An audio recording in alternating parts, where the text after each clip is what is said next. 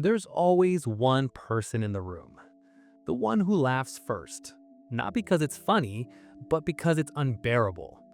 And when something goes wrong, really wrong, they say something outrageous, something sharp, something inappropriate, something that makes half the room gasp and the other half laugh despite themselves. They're the ones who make dark jokes about everything. At a funeral, they whisper something ironic.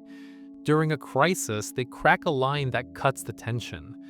When the conversation turns heavy, they make it darker, not lighter, darker. And somehow, it works. Or at least, it works for them. To understand them, you have to understand one simple truth. Humor is not always about joy. Sometimes it's about control. When life feels unpredictable, painful, or absurd, turning it into a punchline makes it smaller, containable. If you can joke about something, it can't fully dominate you. Dark humor is psychological alchemy. It transforms fear into laughter, shame into irony, grief into something that doesn't suffocate the room. It says, yes, this is terrible, but I can still stand. And that matters. Most people avoid what scares them. They change the subject, they soften the edges, they look away. But the person who makes dark jokes, they look straight at it. Death, trauma, failure, embarrassment. They stare directly at the thing most people pretend isn't there, and they exaggerate it, because exaggeration feels safer than silence. Often, this begins early, a household where emotions were tense, unpredictable, heavy. Maybe conflict simmered constantly. Maybe vulnerability wasn't welcomed. So the child learned something powerful. If I make people laugh, the storm pauses, the room shifts, the tension breaks, and for a moment, I am safe. That lesson stays. Dark humor, especially, develops where reality felt intense. When you grow up seeing the uncomfortable side of life, your threshold changes. What shocks others feels familiar to you. And familiarity removes fear. So you joke, not because it's funny, but because it's normal to you. There's another layer, intelligence. Dark humor requires quick thinking. It requires pattern recognition. It requires seeing irony in tragedy. Studies consistently show that people who enjoy or create dark humor often score higher in verbal intelligence and abstract reasoning. They connect dots fast. They see contradictions instantly. They understand that life is absurd and they lean into it. Because if existence is chaotic, why pretend otherwise? But here's what people misunderstand.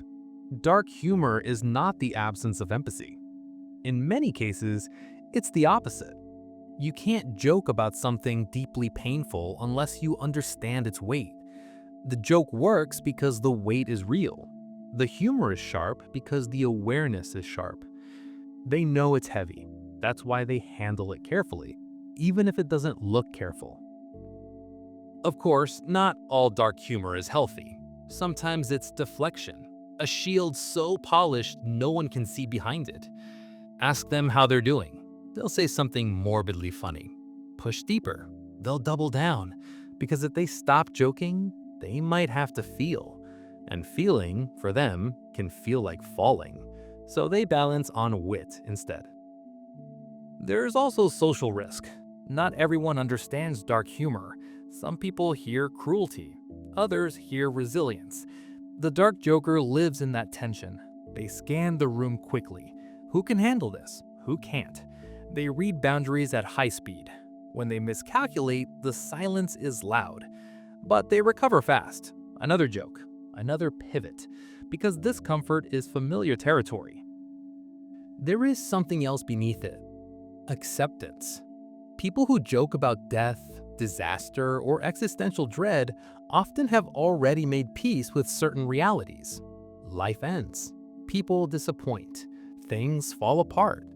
Instead of pretending otherwise, they incorporate it into their worldview. They metabolize fear by naming it loudly. Humor becomes exposure therapy, repeatedly confronting what scares you until it loses some of its power. In high-stress professions, medicine, military, emergency response, dark humor is common, not because people are heartless, but because constant exposure to trauma demands relief. You can't carry that weight raw every day, so you process it sideways, through irony, through sarcasm, through the unspoken understanding. If we don't laugh, we break. I know, there's also rebellion in it. Society has rules about what's appropriate. Dark humor challenges those rules. It pushes boundaries. It asks, why is this taboo? Why do we pretend certain truths don't exist? The dark joker pokes at social discomfort, sometimes recklessly, sometimes brilliantly, but almost always intentionally. And then there's connection.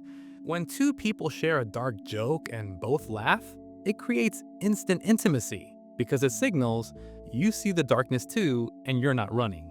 That shared acknowledgement can be bonding in a way light humor rarely is. It says, we understand something deeper. But here's the paradox. The person who jokes about everything often takes very little lightly. They may analyze life intensely.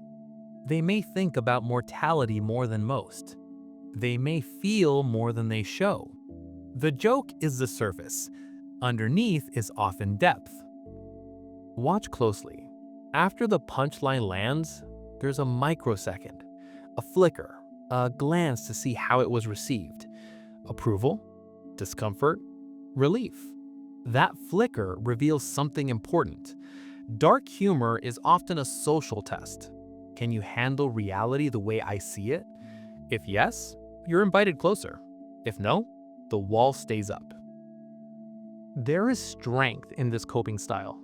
Resilience, cognitive flexibility, emotional endurance, the ability to sit in uncomfortable conversations, the refusal to collapse under existential weight. But there is also vulnerability, because if humor becomes the only language you speak, no one learns your native tongue. No one knows what actually hurts.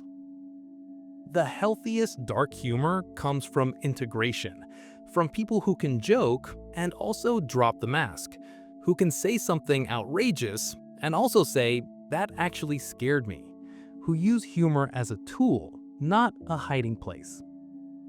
In the end, people who make dark jokes about everything are not necessarily cynical. They are often realists. They see the fragility of life clearly. They see absurdity woven into existence. And instead of despairing, they laugh. Not because it's funny, but because it's survivable. So the next time someone makes a joke that's a little too dark, look closer. You might not be witnessing insensitivity.